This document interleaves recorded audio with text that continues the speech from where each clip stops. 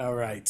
So we are at with the portion BeShalach this week, which begins on page 399 in Eitz Chaim, or chapter 13, verse 17 in Exodus, whatever edition of Chumash you have. Baruch atah Adonai Eloheinu melech haolam shekidshanu b'mitzvotav v'tzivanu la'asok b'divrei Torah. So Amen.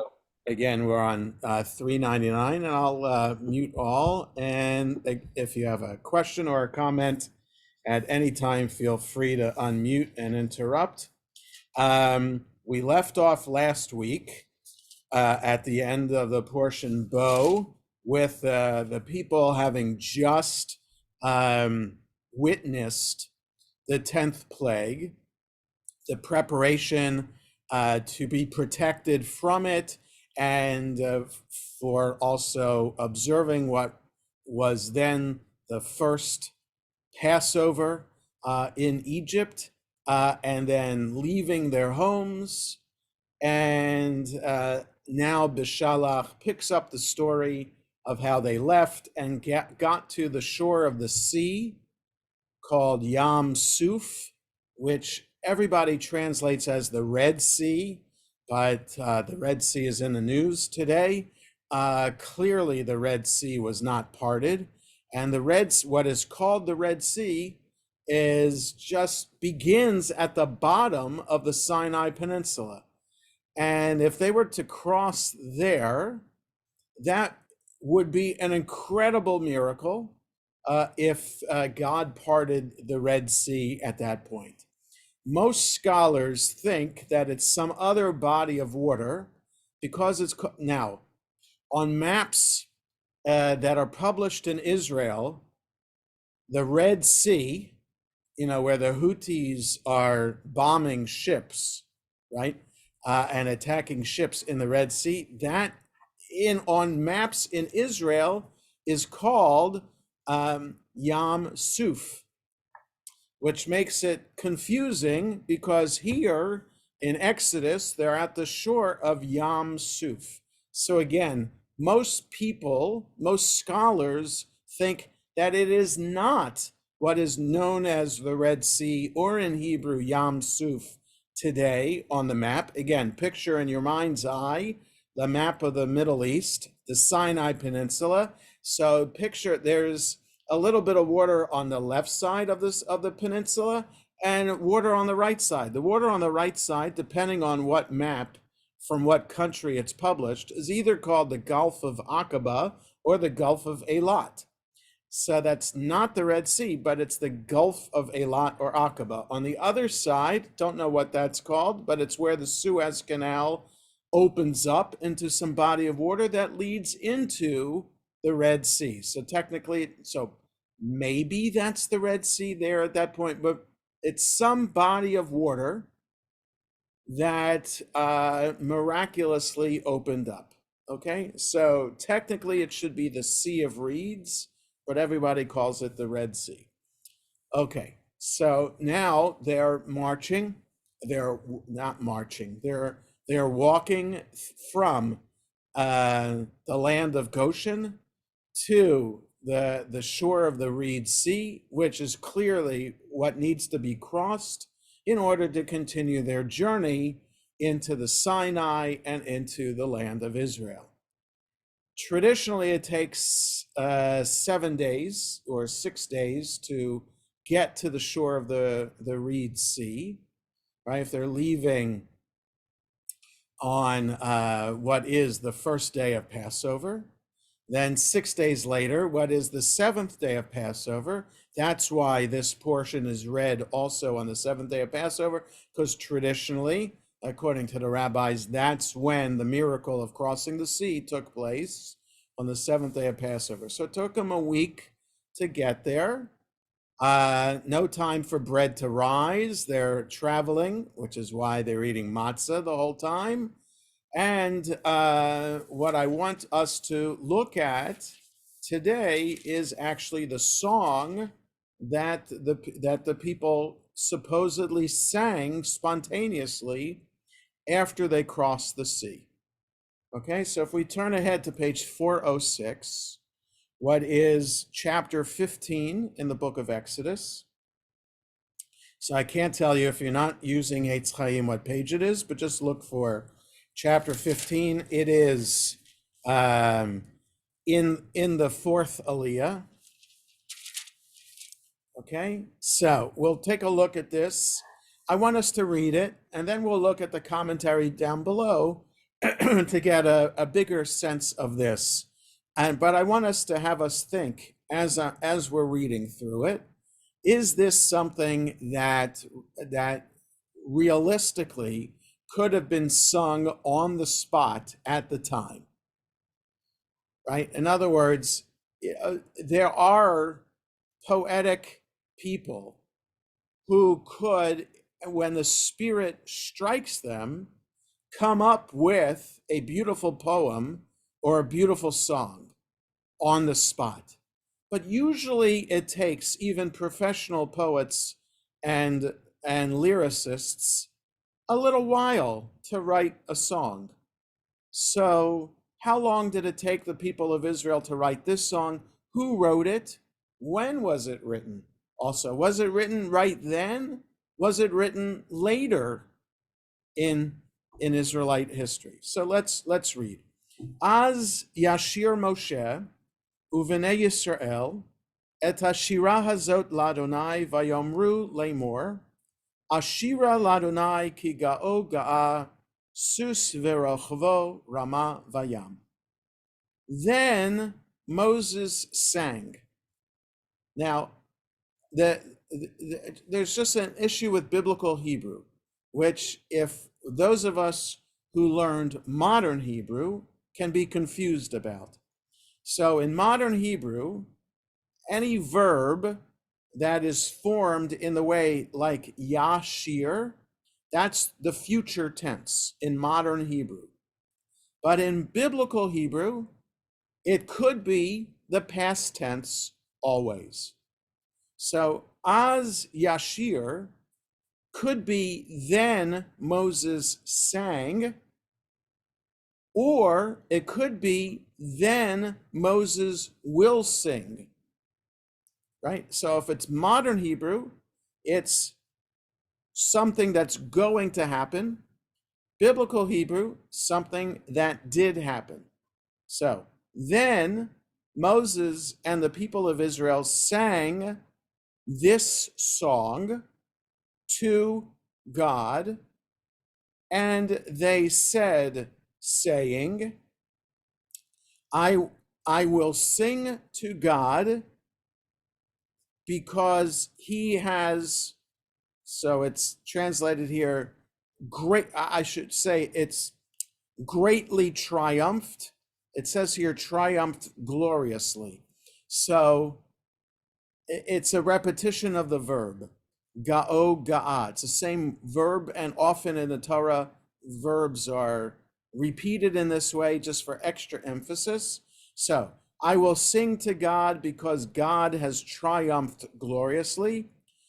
Horse and its chariot it has raised up in the sea. So hurled into the sea. Ramah just means lifted up. So the horse and its chariot were lifted up into the sea. Ozi v'zimratya vayehi li Yeshua ze eli va'anvehu Elohei avi aromemenhu. God is my strength and my might, and will be my salvation.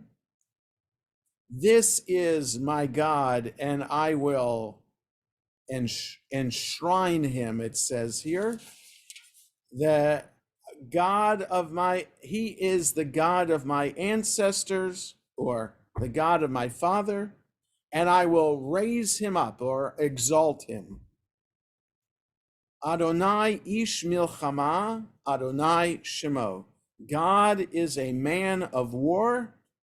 God is his name.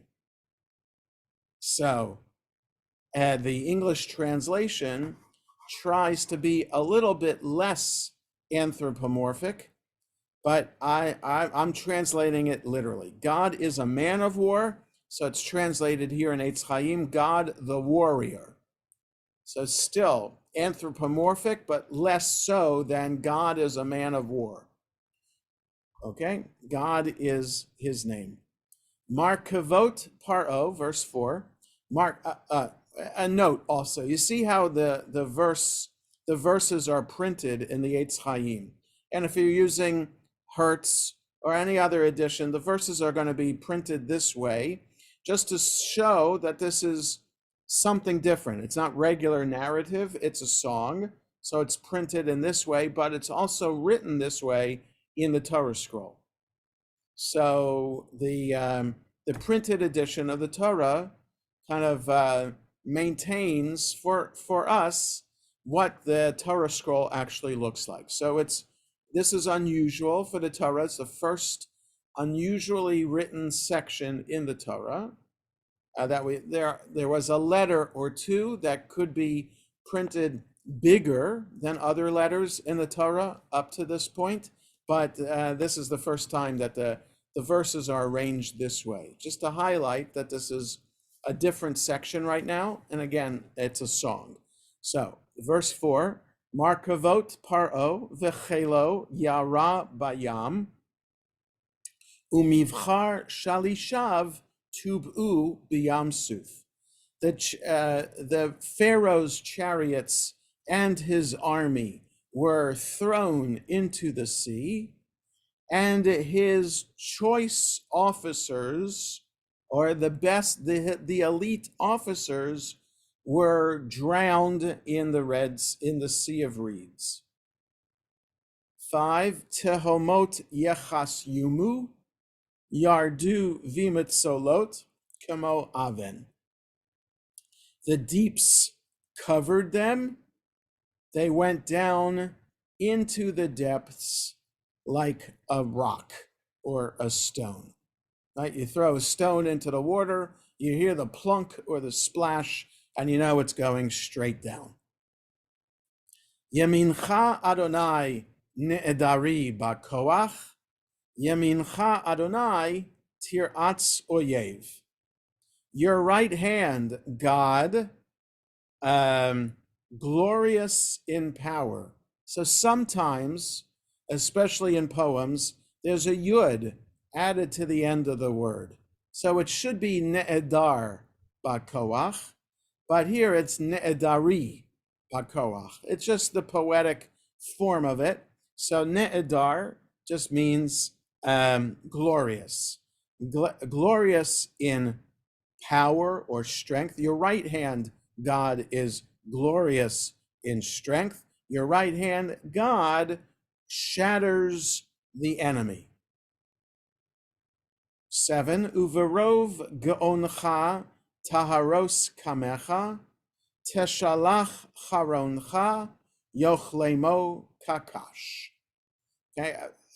Also, we know that this is a poem and it's poetic Hebrew because I have to look over to the English translation. It's narrative Hebrew I'm better at. I'm more fluent in. Poetic Hebrew, this is language that is found in the prophets. It's found in the book of Psalms also. So it's like reading Shakespeare.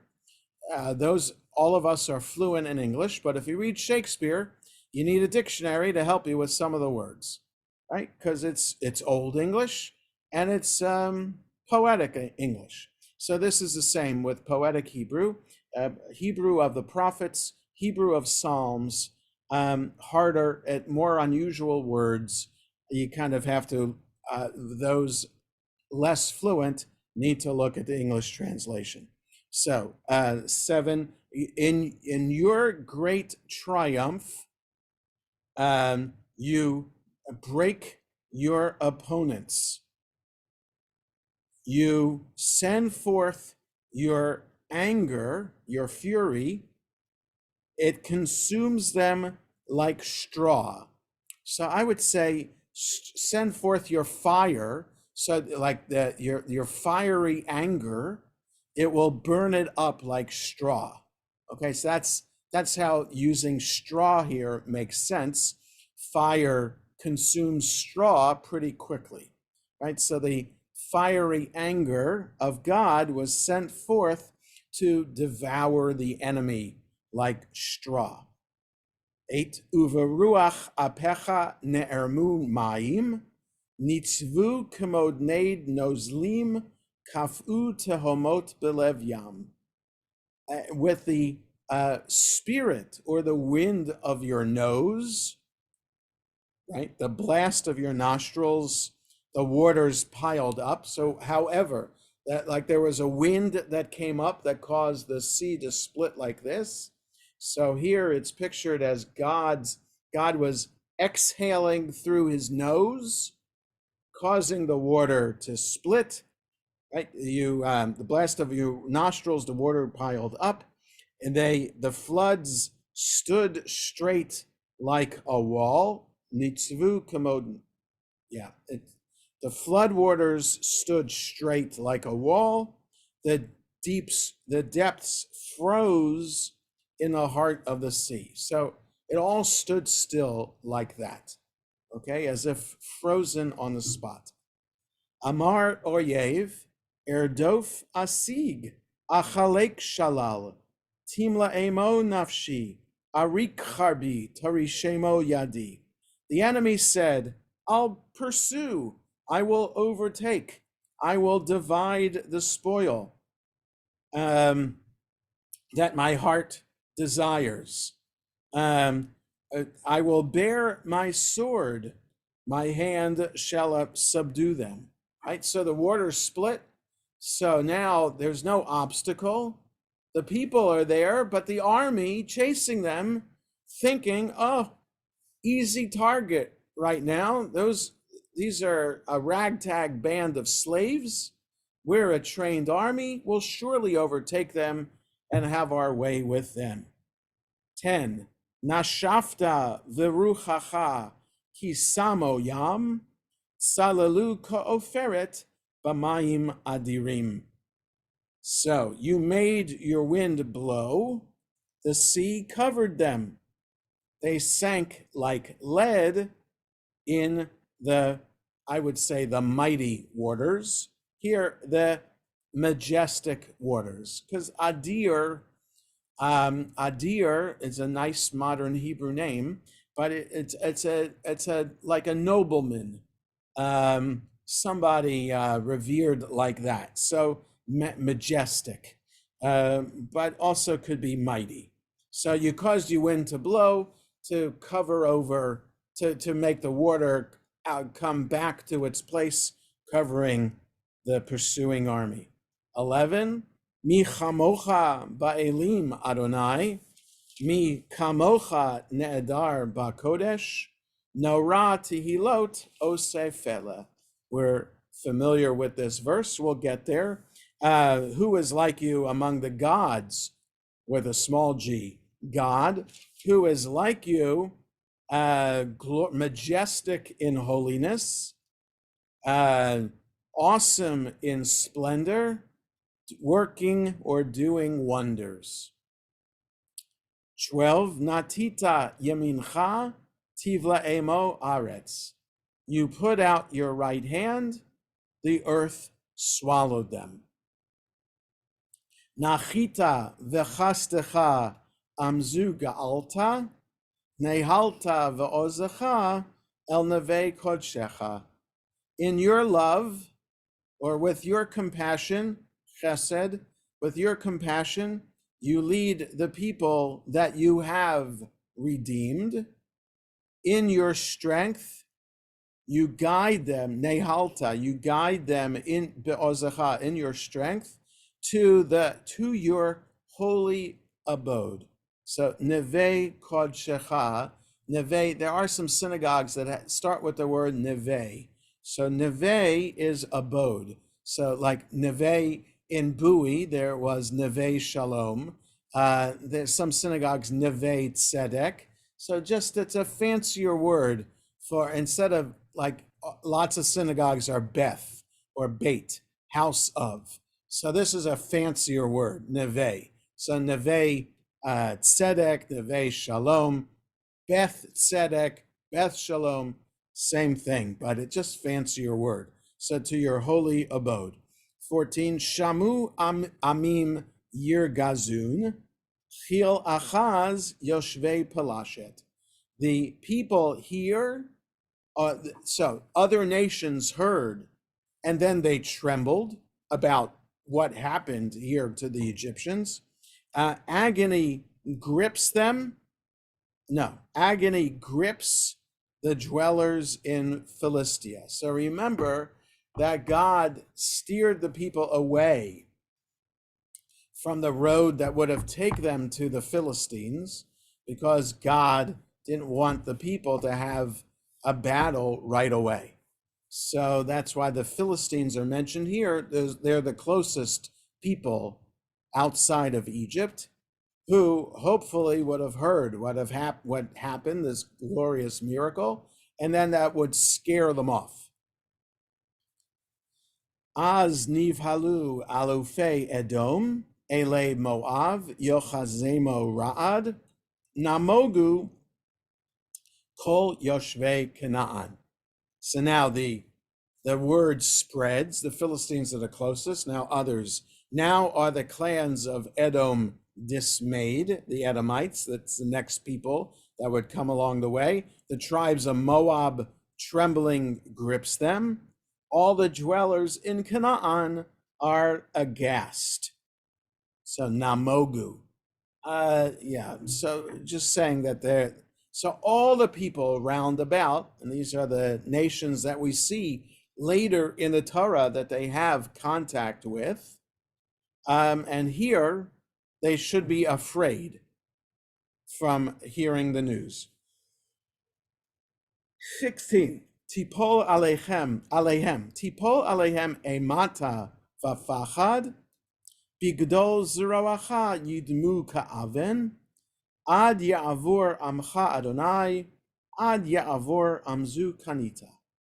So, terror and dread descend upon them through the might of your arm. They are still as stone, till your people cross over, O Lord, till your people cross whom you have ransomed? No, whom you have acquired. Kanita is acquired. So why it says ransomed, I don't know. But these are this is God's people going through. All the other people are trembling and are still a stone. They have no power to fight against Israel. 17, Tevi emo, Vetita emo, Bahar nachalatcha, Machon l'shivtecha pa'alta Adonai, Mikdash Adonai konenu yadecha. You will bring them and plant them in your own mountain, the place you made to dwell in, O Lord, the sanctuary, O Lord, which your hands established. Adonai yimloch leolam va'ed. God will reign forever and ever.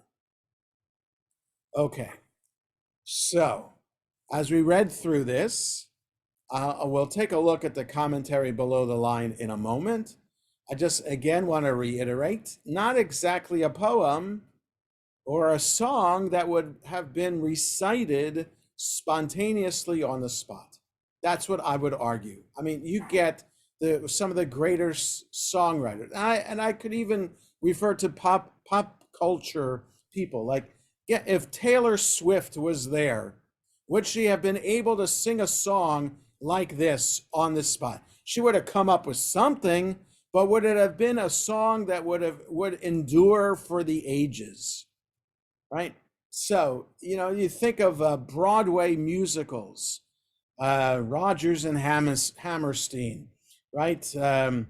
All the great writers of the classic musicals of the 50s and 60s. Take some time to write those great songs that endure forever, right? Like the songs that just stick. Once you hear them, they're classics.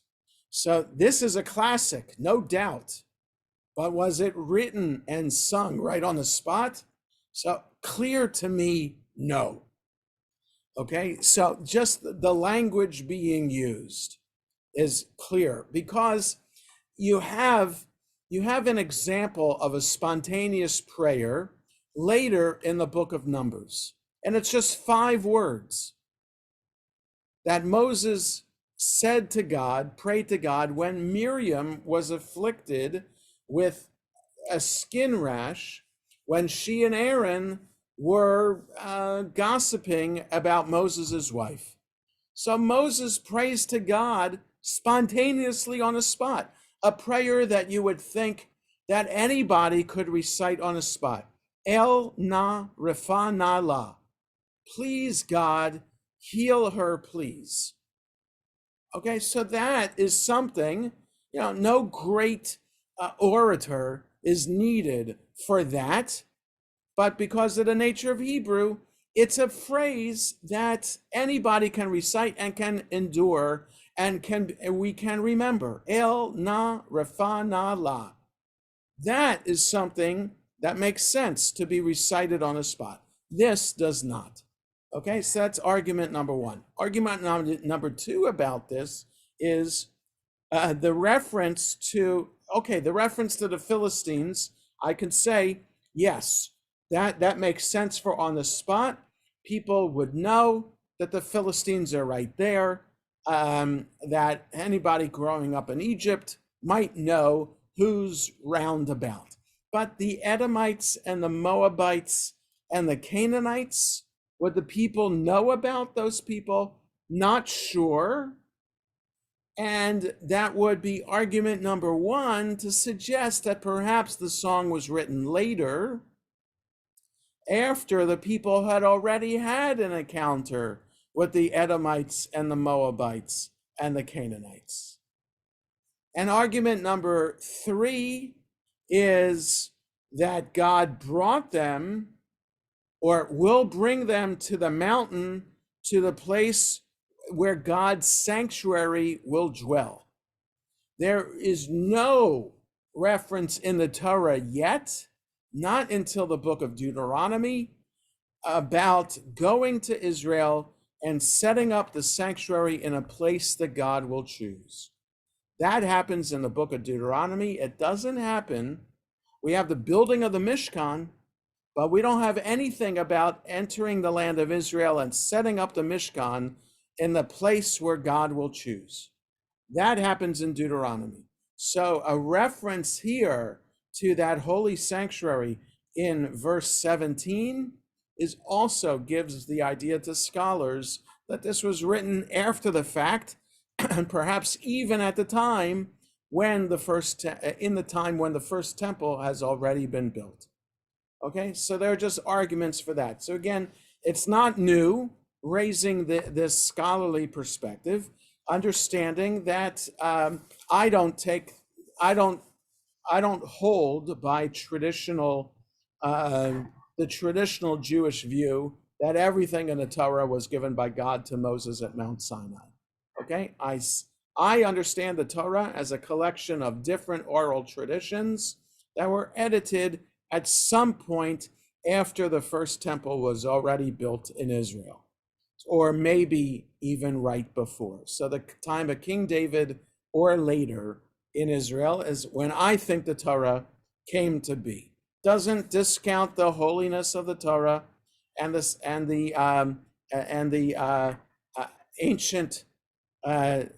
It's at least then 3,000 years old instead of 3,500 years old. Doesn't take away anything from it, and even taking God out of it doesn't take away the holiness of it, because it is a reflection of events as if God were involved in those events. That's the perspective of the people who that are behind these traditions, understanding the world as if God is an integral part and is the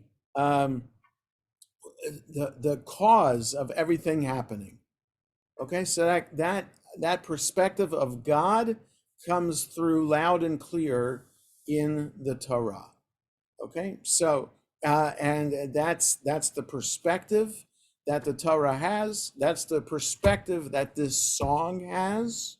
So it's still a powerful perspective, and it still doesn't take away, knowing that people wrote it, doesn't take away anything from the sanctity of the words. Okay, so now let's go back to page 407 and look below the line to see some of these introductory comments that reflect the midrash. So below the line. So the way this works is unusual for these two pages. Usually, the English will continue based on the Hebrew, so it should start on 406 going over to 407, but it's going the other way just for these two pages. Okay, so we start on the left of 407, do the left column there, then the column right next to it, and then go on to 406. Okay. I just have to text somebody who's calling me now. Yeah, just a second here.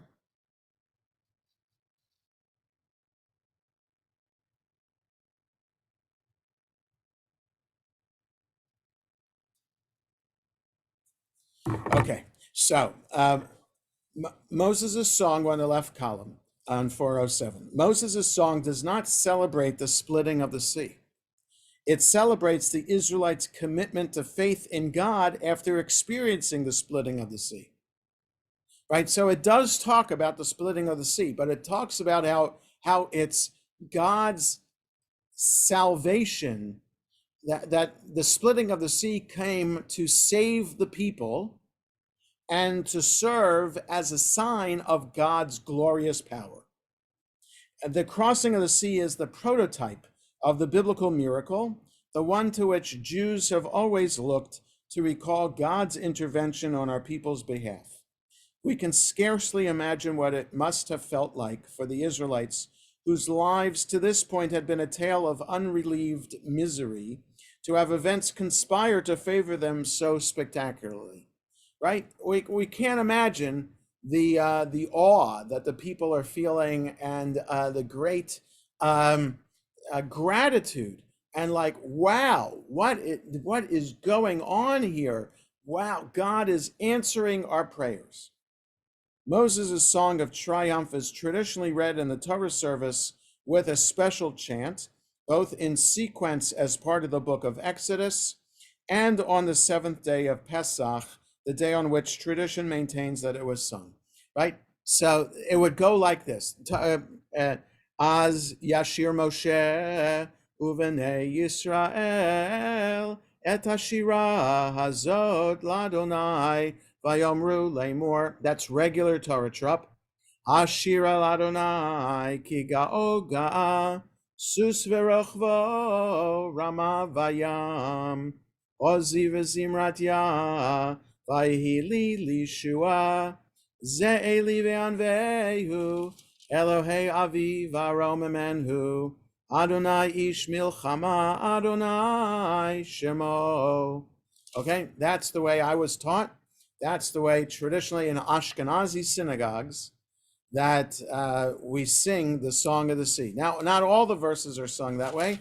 After verse 4 goes back to regular Torah trop, but any verse then that has God's name in it shifts back to that special tune.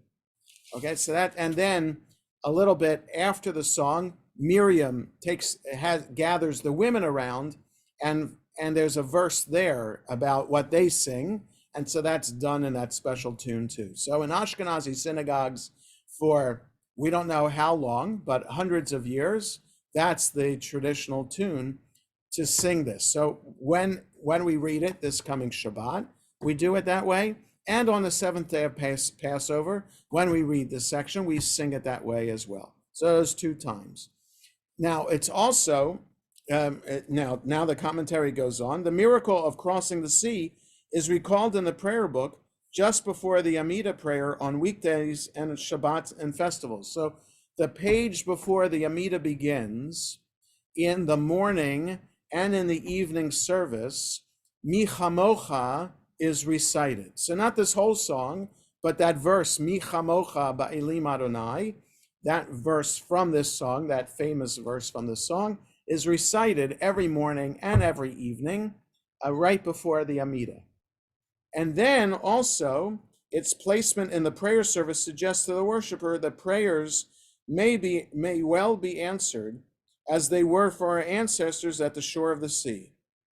Yeah, it's also recited in the preliminary service, near the end of the preliminary service, so the preliminary service in the morning is reflects the idea of looking out the window and seeing the glorious, see nature as a reflection of God's glory. So that's what Pesukei de Zimra, the preliminary service, is all about. So that nature reflects God's glory, and then this chapter is inserted in the preliminary service as an act of God's glory on behalf of the people of Israel. So nature and how glorious nature is for everybody in the world to appreciate and to witness God.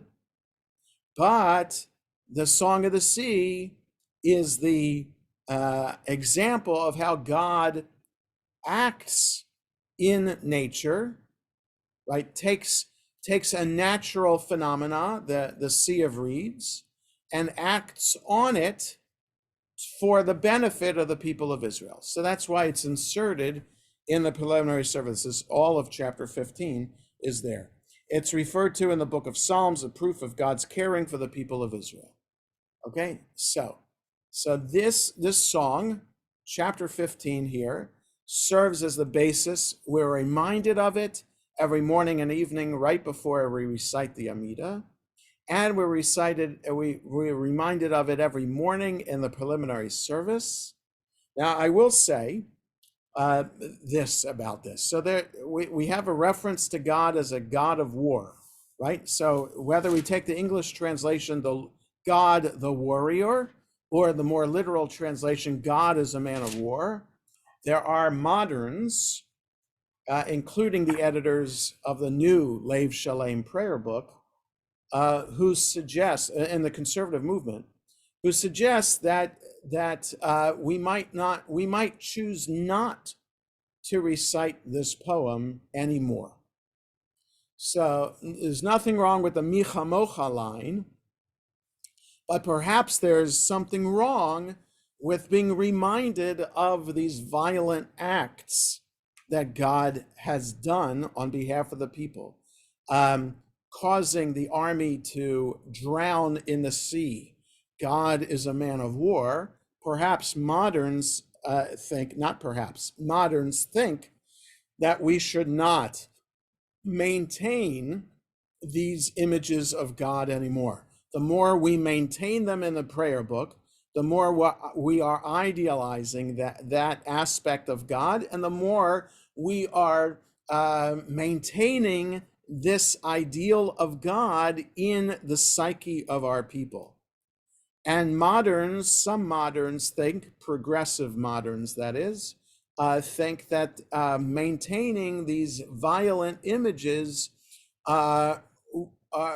will be detrimental to what a kind of religious ideal we want to carry forward. So I know of conservative synagogues that omit chapter 15 from the preliminary service. And there are certainly in Reform synagogues, it has been omitted. There are even some Reform synagogues, not conservative synagogues, some Reform synagogues who choose not to read this from the weekly Torah portion. So any reference to any violent images of God are then omitted from the liturgy. So I understand that if we imagine religion to be the source of love and compassion and justice, that it may not be helpful to also have imagery of violence here. And that perhaps what will best serve the people of Israel, the Jewish people, is to only focus on love, harmony, peace, and justice. Now, I fully understand that. I don't discount it. However, so in my mind, there's a however. For progressives, there isn't a however. Progressives would argue that that it is because we maintain this imagery that we have challenges in the state of Israel today. Why there are some in the state of Israel, these progressives would argue, who argue for and have argued in the past for the eradication of the Palestinian people, or at least the eviction of the Palestinian people from the land of Israel, and who argue vehemently for Israel's might to come down dramatically against its enemies. So, again, I'm saying I understand where the progressives come from when reading verses like this that we just read, but but because I'm not a progressive through and through, I pick and choose what I'm progressive about versus what I'm moderate about. I am moderate when it comes to moderate leaning right, when it comes to the understanding that of Jewish history. So yes, there is an argument to be said for only highlighting love, justice, and harmony. However, love, justice, and harmony doesn't save us if we're being physically attacked. You can argue for love, justice, and harmony, but that doesn't save you if you're actually being physically attacked by an anti-Semite or by an enemy army coming to attack the state of Israel. Okay, so the idea that there's morality when it comes to self-defense might be seen as hypocritical to these progressives, but it goes hand in hand with understanding how countries can exist morally, ethically, and legally, and how people can exist in a values-based system. And because of the nature of human beings being at its core an animal, we have to deal with the animal nature of our being and try to tame that nature as much as possible. So omitting this from the liturgy and from the Torah doesn't help in taming, because and it doesn't help protect and sustain the Jewish people into the future. Now, I will say this: when the edition of the Haggadah that I use every year on Passover is called A Different Night, and it's published by the Hartman Institute in Jerusalem. Noam Tzion, I think, is the editor of that Haggadah, and he includes there, right, when we open the door for Elijah towards the end of the Seder, after the meal, and you come back to the table and finish the Seder, you open the door for Elijah. And there's a paragraph that's recited that says, Shefoch chamatcha el hagoyim asher lo yeda'ucha. So pour out your wrath upon the nations who do not know you.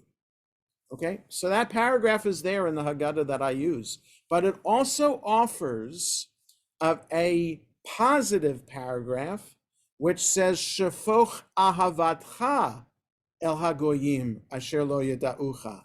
Pour out your love on the nations that do not know you. And that's a paragraph. So just putting it in the positive, not asking God to pour out wrath, but rather asking God to pour out love. That's written by a great rabbi, Abarvanel, who lived in the late 1400s, early 1500s in Italy. He was expelled with all the Jews from Spain in 1492. So he was a great rabbi, great scholar, and he came up with this. Now he himself uh, uh, was a part of the history of the expulsion of the Jews from Spain. So he saw crisis in his life, and yet he said in the Haggadah we should ask God to pour out love, right? Because he's a witness to the violence, and wouldn't it be better for God to pour out love rather than violence? Okay, so we can argue, and I, as a moderate myself, I can argue Abarvanel people in the Middle Ages weren't exactly progressive liberal when it came to these ideas of justice.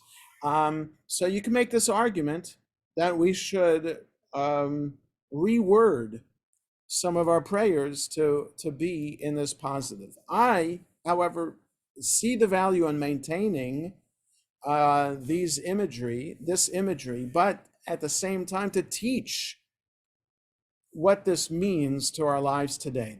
Do we always want God to act in a vengeful way for us? Do we always want to use violence as the resource in order to survive a particular situation? So should military strategy be the first recourse to solve a diplomatic crisis? So the argument can be made for diplomacy, for reaching out in love and justice, but always knowing we have the option in our back pocket to also act militarily and physically as well. So I guess with time fleeting, I wanted to say that about reaction to this song at the sea. So any thoughts or comments that you wanted to add? Yes, Saul. I just that I just wanted to ask this: why do we stand when we say this? What Ah, was the reasoning that the rabbis made? Is a right. miracle? So yes. So there are a couple of times in the Torah that when we read something from the Torah, we stand for it. So this is one time, and the other time will be in next week's Torah portion when when the Ten Commandments are read.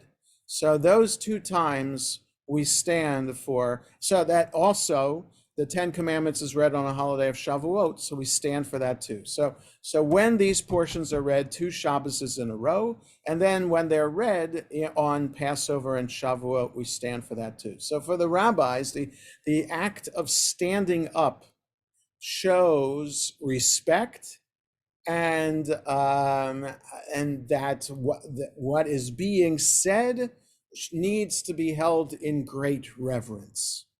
Okay, so in other words, for the rabbis who experienced the idea of from the Roman Empire, for other nations around them, the idea of an emperor or the representative of the emperor, there's a certain protocol and etiquette if that you stand when that person when you get to be in that person's presence. So if you stand for a human king or queen or other governmental representative, then how much more so should we stand for God? So you could then argue, why aren't we standing every time and for the whole time while the Torah is being read? So the rabbis say, no, you don't have to do that. But for the special events that the Torah describes, like the crossing of the sea and hearing the Ten Commandments, we should stand for that. Now, the opposite some say, why not stand for the Shema then? The most important line in the entire Torah, some would argue, that reflects what Judaism is about, the statement of monotheism. Why don't we stand for that? So the rabbis say, no, we don't stand for the Shema. But the Reform movement says we do stand for the Shema, but traditionally we don't stand for the Shema. Just uh, so and and it's kind of weird reasoning for the rabbis to say why we don't stand for that, and also for their reasoning why the Ten Commandments isn't in the daily liturgy also. So there's, yes, we want to respect these most important statements, but we don't want to overdo it to show that it is more important than anything else. So we don't stand for the Shema. We do stand for the Song of the Sea when it's read, and for the Ten Commandments when it's read from the Torah, to highlight the great reverence that we're showing to God. But we're not, and we stand for the Az Yashir for the preliminary service when we do that in the preliminary service, but we don't include the Ten Commandments. So the rabbis are kind of like back and forth there with that, highlighting, yes, God is great, but we don't want to give the impression that only these statements from the Torah are the important ones and there's nothing else that's important. So there's highlighting it, but not to over highlight it to the point where people will think that this is the only important thing in the Torah itself. Also, in Deuteronomy, there's quite a few chapters that talk about, when we're trying to conquer the land. Right. So, and I know we had some people who didn't come Shabbat because they didn't want to read those, and so it and it I don't know. I've read articles today about how they're calling, the Israelites, uh, they create genocide of the Palestinians. It's like a given now. It's Right. not a supposed. And to me, I'm talking to a bunch of Jewish people here. It's like we fought over that land and we're still fighting over the land. Right. And it Right. comes from ancient times. Well, yes. So yes, you can make the argument that that the Torah teaches us in Deuteronomy, like you said, that when we enter the land of Israel, we're supposed to totally annihilate the indigenous population. And so very, very right-wing people would think that we need to do that today and that we're suffering today because we haven't done it yet. So Mayor Kahana would argue that point, that we're just going to keep on suffering until we fulfill the commandment that's in the Torah itself. But most level-headed people, not right-wing people, most level-headed people say, no, we just don't do this. We're the ones doing this. Unless God is going to come down from heaven and do this for us, we're doing the work here on earth, and we have to do it in what is accepted as moral, legal, ethical way to do this. Now, to the argument about Israel's army is committing genocide in Gaza, that the International Criminal Court is arguing, that other liberal, progressive people around the world are arguing, right? Just read Bret Stephens' op-ed in the New York Times. I read it on a digital edition, so I don't know if it's today's or yesterday's New York Times, where he talks about the Gaza tunnels and how Israel has no choice but to destroy these tunnels. And in the process, Palestinians are going to be killed. And Hamas is to blame. So that's Bret Stephens' argument. It's Hamas is to blame for all the innocent Gazan deaths in the Gaza Strip. So he's a lone voice out there, understanding that it's not genocide, but also from a Jewish perspective, the state of Israel doesn't abide by Torah and use Torah law to be the state of Israel law. And those legal advisors to the policymakers in Israel do not advise uh, based on the Torah. It just doesn't.